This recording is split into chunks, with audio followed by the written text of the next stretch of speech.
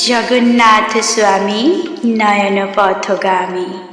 শুভ রথযাত্রার প্রীতি শুভেচ্ছা ভালোবাসা রইল সবাইকে। বড়দের জন্য রইল আমার অনেক অনেক প্রণাম।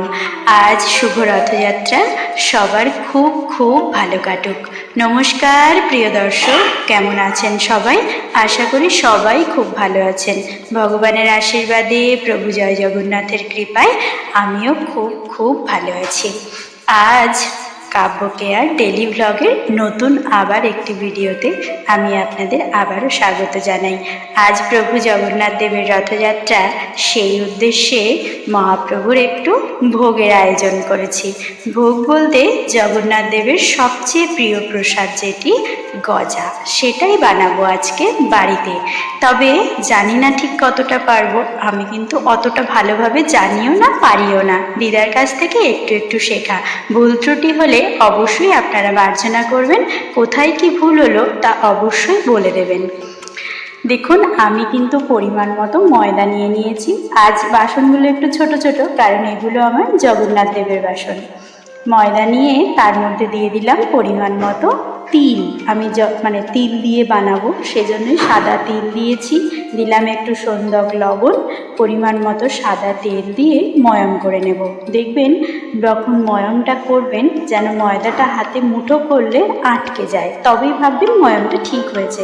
এই ময়ামটা কিন্তু ঘি দিয়ে করলে অত্যন্ত সুস্বাদু হয়, কিন্তু আমার কাছে যেহেতু ঘি ছিল না, তাই আমি সাদা তেল দিয়েই করলাম। বেশ সুন্দর করে ময়দাটা মেখে নেবেন। দেখুন, আমি যেমনটা পেরেছি তেমনটা মেখেছি। ময়দাটা মেখে এবার একটু সাদা তেল মাখিয়ে ওটা ঢাকা চাপা দিয়ে রেখে দিলাম। এদিকে আমি ততক্ষণে চিনির শিরাটা রেডি করে নেব। চিনিটা আমি আগেই দিলাম যাতে একটু ক্যারামেল টাইপ হয়, কারণ এভাবে ক্যারামেল টাইপ হলে বেশ কালারটা সুন্দর আসে। 1 কাপ মতো চিনি দিলাম, তার মধ্যে 1 কাপ মতোই জল দিলাম। দিয়ে বেশ ভালো করে যখন শিরাটা ফুটতে শুরু করেছে, 2টো ছোট এলাচকে ফাটিয়ে একটু ওর মধ্যে দিয়ে দিলাম। এতে কি হয়, এলাচের একটা অপূর্ব সুগন্ধ আছে। চিনির শিরাটা খুব সুন্দর একটা সুগন্ধ বেরোয়। ব্যাস, চিনির শিরা একদম তৈরি হয়ে গেছে। এবার সেই ডো যেটা মেখে রেখেছিলাম সেটাকে চাটকির ওপর নিয়ে বেশ সুন্দর করে আর একটু মেখে নিলাম। নিয়ে রুটির মতো গুছি কেটে নিলাম। রুটির মতো কেটে নিয়ে এবার হালকা হাতে বেলে নিতে হবে। বেশ সুন্দর করে পরপর একের পর এক ঠিক রুটির মতো বেলে নিতে হবে। একটার পর একটা আপনারা যেমন পরিমাণে বানাবেন সেরকম পরপর রুটিগুলো বানিয়ে একের পর এক রেখে দেবেন। দেখুন, আমার কিন্তু রুটিগুলো বানানো একদম প্রায় কমপ্লিট হয়ে গেছে। রুটিগুলো পরপর বানানোর পরে এবার যে চাটকির উপরে আপনারা রুটিটা বেললেন তার উপরে একের পর এক রুটি নেবেন, আর একটু করে সাদা তেল এবং ময়দা, গুঁড়ো ময়দা ব্রাশ করে নেবেন। খুবই ভালো হয় যদি এইটা সাদা তেলের জায়গায় ঘি দিয়ে করা যায়। ঘি এবং ময়দাটা একটা পাত্রে আগে থেকে মেখে নিয়ে সেটা ব্রাশ করলে আরও খুব সুন্দর হয়, কিন্তু আমার হাতে সময় খুব কম ছিল, আমি সেজন্য এভাবেই করেছি। তো যাই হোক, আমি একটু সাদা তেল হাতে নিলাম আর একটু গুঁড়ো ময়দা ব্রাশ করে নিচ্ছি উপর থেকে। একটা করে রুটি দিলাম, তার উপরে তেল এবং ময়দা ব্রাশ করে নিয়ে আবার অন্য একটা রুটি দিয়ে দিলাম। এভাবে পরপর আমি ঠিক 5-6টা রুটি বানিয়ে রেখেছিলাম, সেগুলো পরপর লেয়ার করে করে এভাবে দিলাম। আপনারা যদি ঘি আর ময়দার প্রলেপ দিয়ে দিয়ে রুটিগুলো দেন তাহলে কিন্তু লেয়ারগুলো খুব সুন্দর হয় এবং আরও বেশি খাস্তা হয়। যাই হোক, আমার একের পর এক রুটিগুলো কিন্তু খুব সুন্দরভাবে প্রস্তুত করা হয়ে গেছে।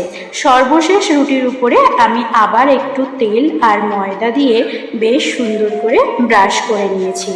সমস্ত রুটিগুলো এভাবে একের পর এক রেডি করে নেওয়ার পরে এবার আলতো হাতে সব কিছু ফোল্ড করতে হবে। যতগুলো রুটি আপনি সাজালেন সেগুলোকে আলতো হাতে ফোল্ড করে নেবেন। দেখুন, আমি যেমনটা পাচ্ছি তেমনটা করছি। আপনারা যারা অভিজ্ঞতা সম্পন্ন মানুষ আছেন তারা আরও ভালোভাবে পারবেন আশা করি। আমি অত ভালো জানি না, তবু যেমনটা পাচ্ছি আর কি। এভাবে ফোল্ড করে নিয়ে একটা ছুরি দিয়ে বেশ ছোট ছোট শেপের কেটে নেবেন। আপনারা যেমন শেপ রাখতে চান, ছোট বড় মাঝারি তেমন করে কেটে নেবেন। আমি একটু ছোট করেই নিয়েছি, যেহেতু আমার ঠাকুরের বাসনগুলো একটু ছোট ছোটই জানেন তো, ওই জন্য আমি ছোট ছোট করেই কেটেছি। তো আপনারা চাইলে আর একটু বড় করেও কাটতে পারেন। এভাবে কেটে নিয়ে আলতো হাতে বেলুন দিয়ে একটু বেলে নিতে হবে। ব্যাস, আমার গজাগুলো কিন্তু বেলে নেওয়া একদম প্রস্তুত হয়ে গেছে। এবার কড়াইতে সাদা তেল গরম করে নিতে হবে।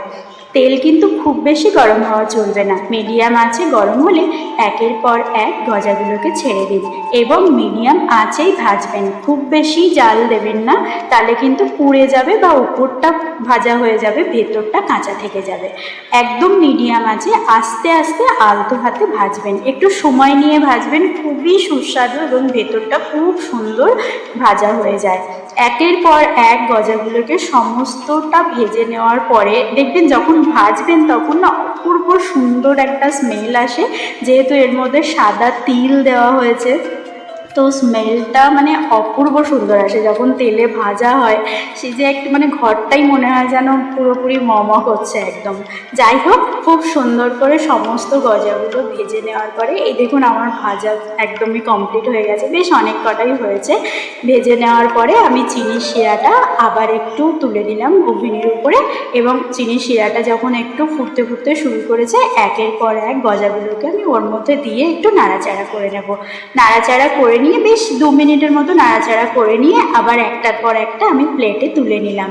এতে কি হয়, চিনি শিরাটা বেশ সুন্দর মানে একদম ভেতরের লেয়ার পর্যন্ত অ্যাবজর্ব করে নেয়, খুবই সুস্বাদু, খুবই ক্রিস্পি হয় খেতে। দেখুন আমার গজাগুলো একদম প্রস্তুত হয়ে গেছে, মানে জাস্ট অপূর্ব সুন্দর হয়েছে খেতে। দেখতে কতটা ভালো হয়েছে আমি ঠিক জানি না, বাট খেতে তো খুবই সুন্দর হয়েছিল।